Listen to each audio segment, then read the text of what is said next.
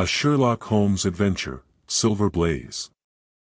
I am afraid, Watson, that I shall have to go, said Holmes, as we sat down together to our breakfast one morning.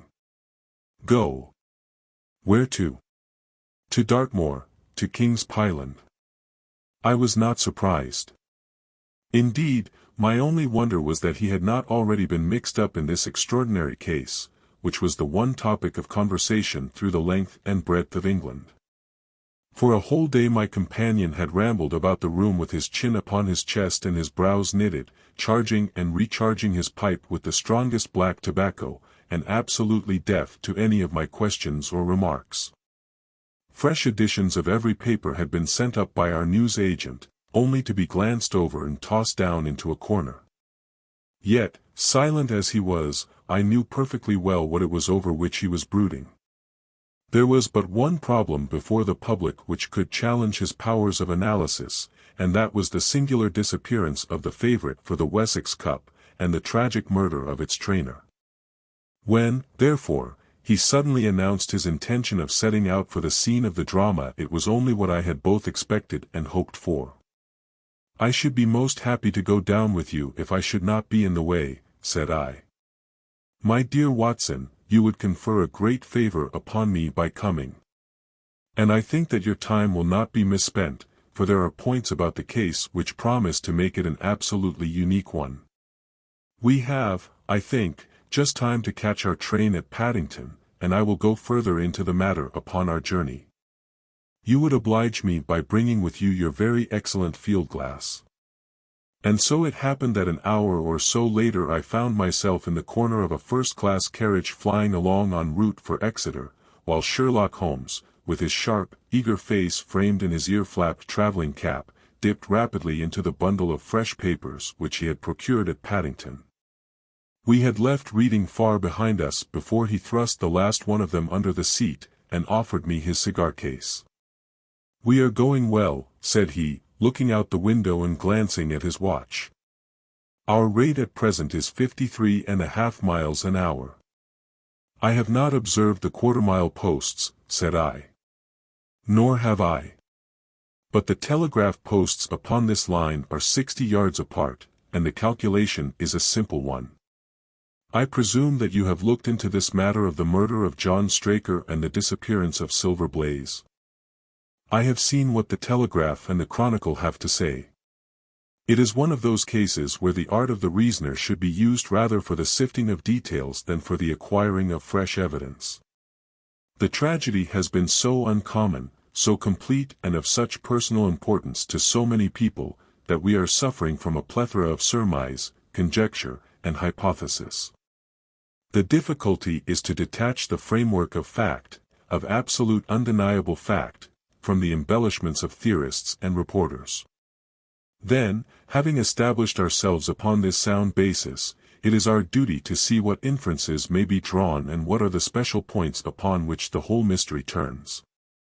On Tuesday evening I received telegrams from both Colonel Ross, the owner of the horse, and from Inspector Gregory, who is looking after the case, inviting my cooperation. Did you go? Yes, I spent yesterday evening there. And what is your conclusion? My dear Watson, I cannot tell you that without a thorough knowledge of what has happened.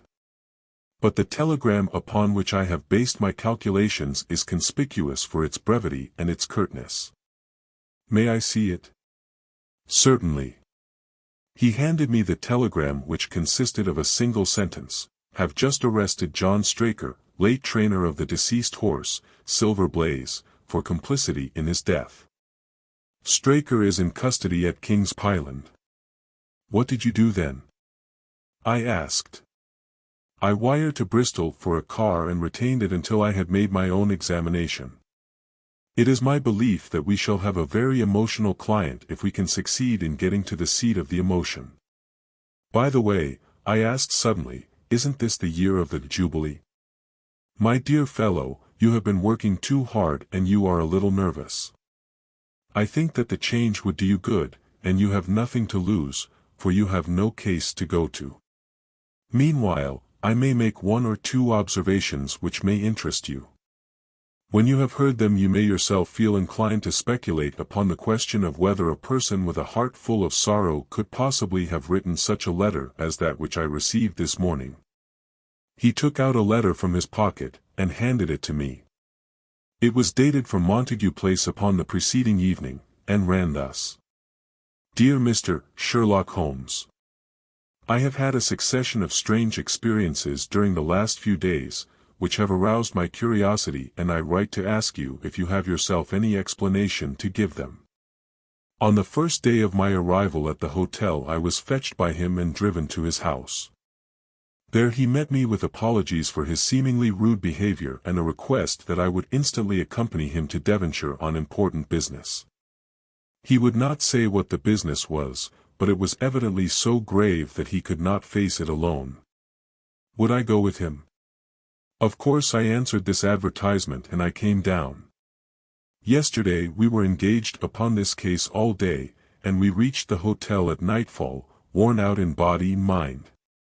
At 11 o'clock Mr. Sherlock Holmes was shown up, and, having greeted us with his usual quiet courtesy, he sat down and began to explain why he had come.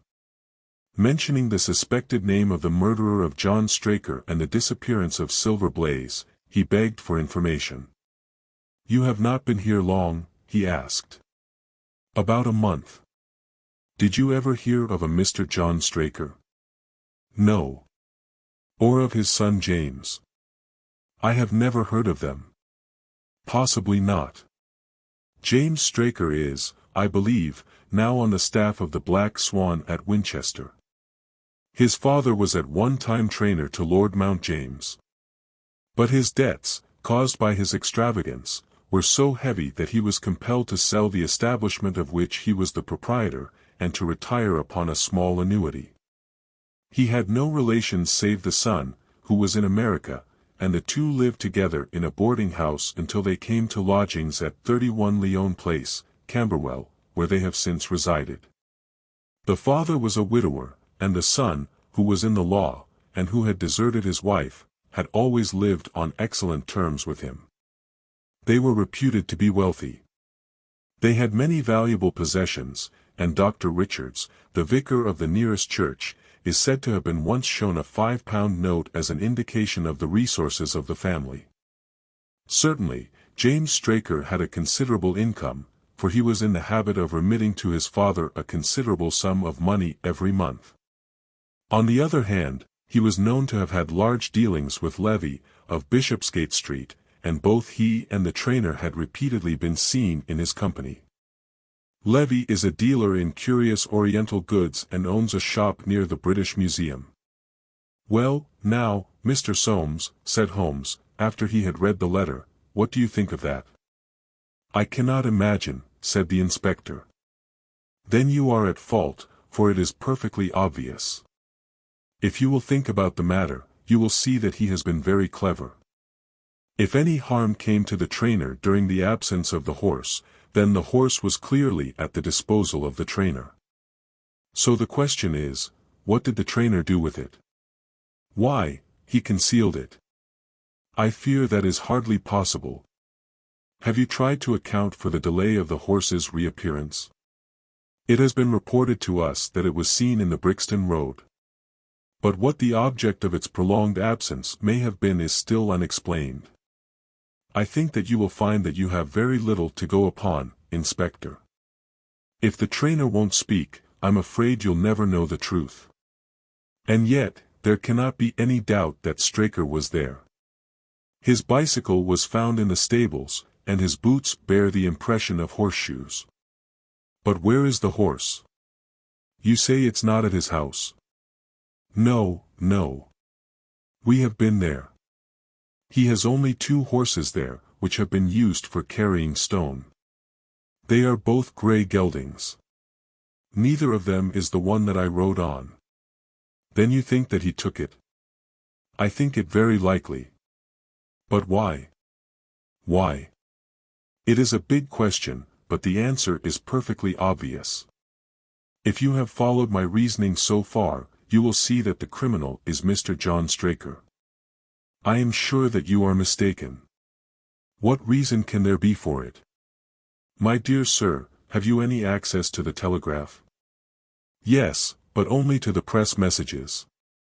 Well, you may take it from me that the sender of the telegram was Mr. John Straker, and that he had good reason for sending it. The purport, then. Warn him that he may be too late to save his own life. Why, who can have threatened him? Can you ask? You know his record during the last year better than anyone else does. It's true, said the inspector, with a sigh. I've had my eye on him this long time, and I'm bound to say that he has never given me any cause for complaint. But, as you know, I have had to keep my eye on him all the same. I have seen him more than once, said Holmes, and I am convinced that he is a dangerous man to have as an enemy. He is cunning and resourceful, and if he once thought that he was being pursued, he would use every means in his power to escape. But what can we do? I have a plan, said Holmes. We shall visit the scene of the crime tomorrow and make a careful examination of the ground. If we are lucky enough to find any traces of the horse's tracks, we shall have a clue. If not, we shall have to fall back upon the other evidence that we have already obtained. I shall wire to Mr. Montague, of Whitehall Place, to send me his best horse and trap, and I shall ask you to take the reins and drive me down to the scene of the crime. The next day, Holmes and the inspector set out for the scene of the crime in the horse and trap that had been sent for them. On the way, Holmes explained his plan. I believe that the horse was taken to a certain spot and there left to graze. If we can find that spot and examine the grass, we may be able to find some clue to its whereabouts. They arrived at King's Pyland, the scene of the crime, and began their examination. Holmes soon found the spot where the horse had been left to graze. Look here, Soames, he said, pointing to a patch of grass. Do you see those marks? Yes, I see them. What are they? They are the marks of a horse's teeth. The animal was tied here and left to graze. But see, the grass has been trampled upon. It is evident that the horse has been restless and has moved about. But what does that prove? It proves that the horse was alive and in the possession of someone who had reason to conceal it.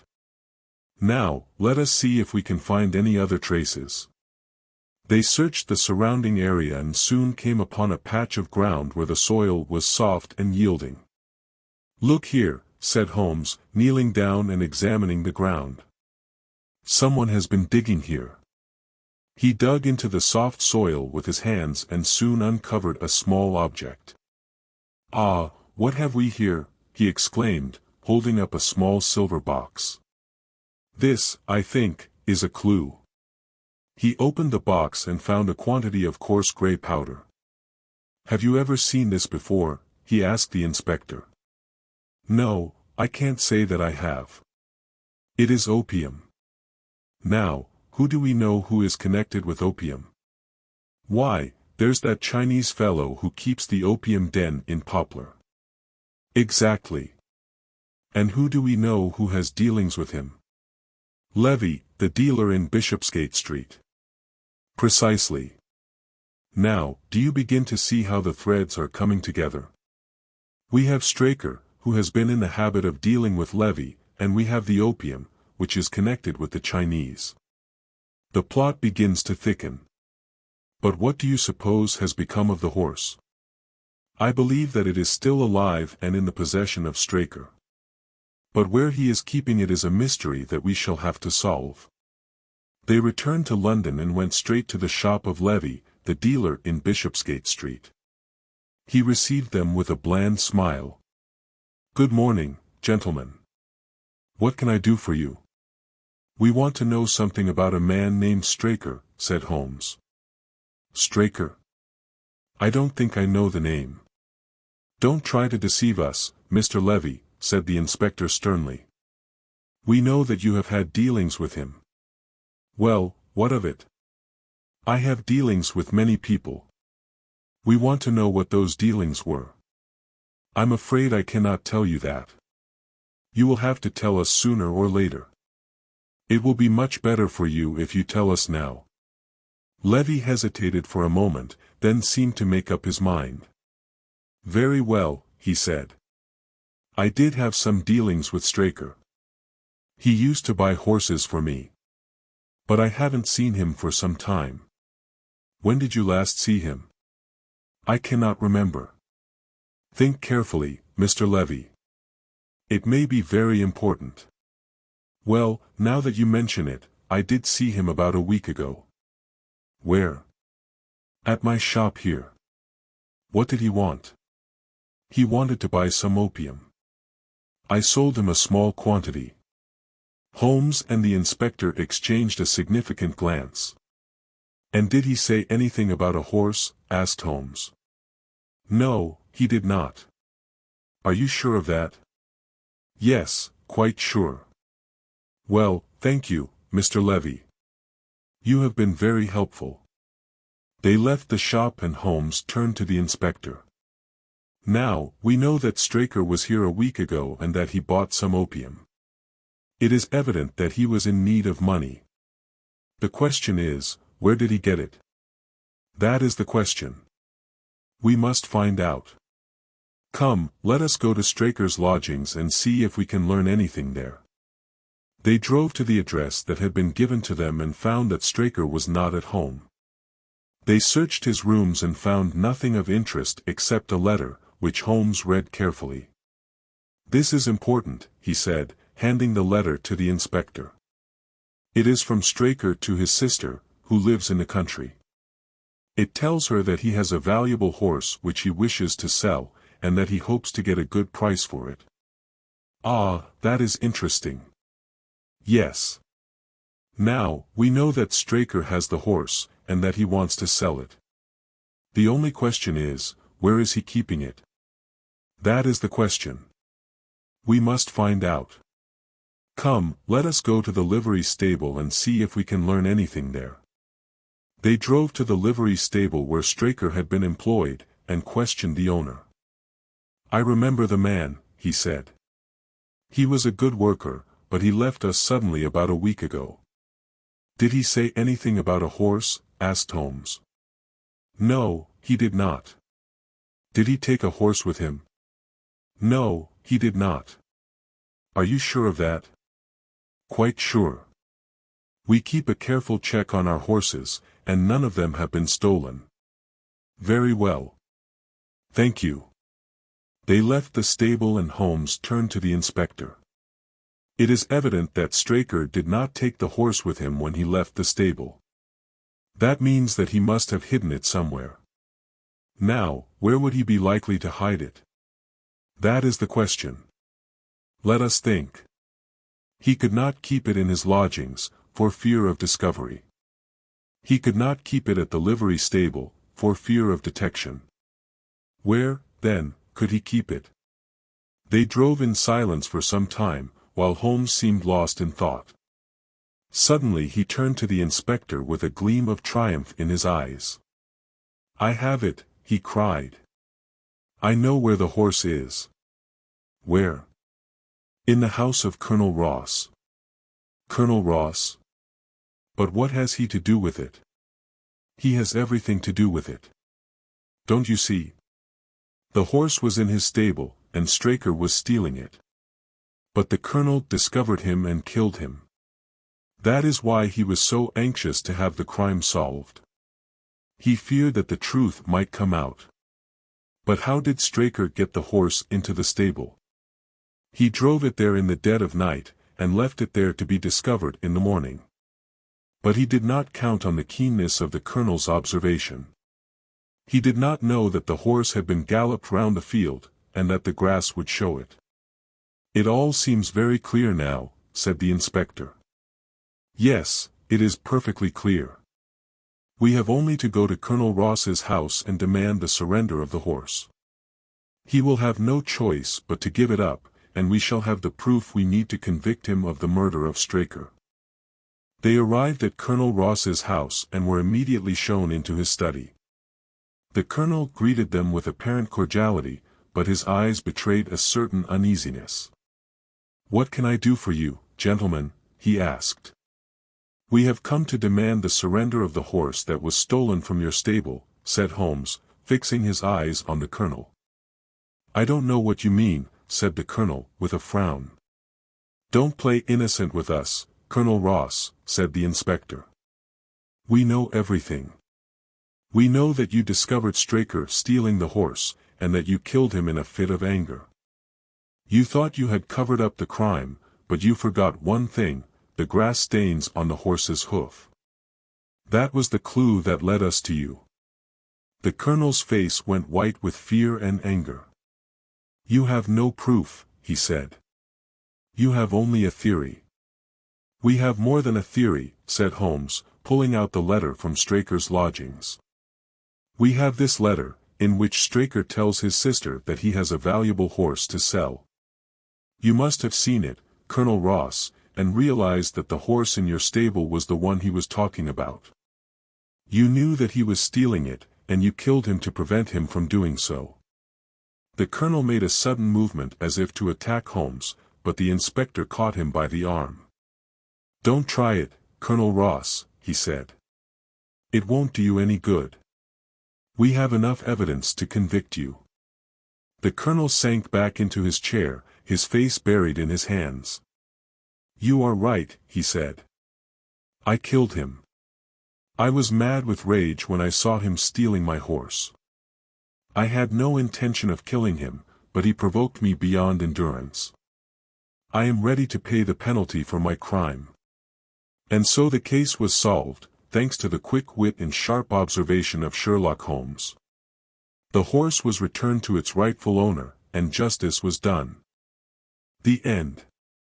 It's my pleasure to read you this classic Sherlock Holmes adventure. Please like, share and subscribe for more.